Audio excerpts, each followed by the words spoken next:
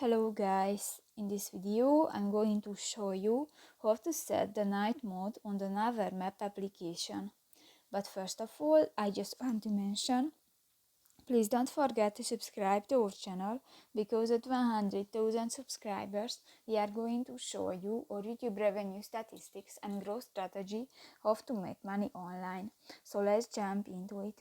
First of all, open the application on your device. Tap to the three lines at the upper left corner of the screen and go to the settings icon.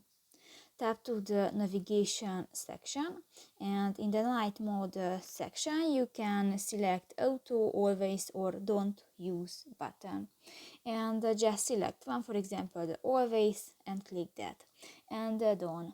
So that's pretty much it for this video guys. See you in the next one. Bye bye.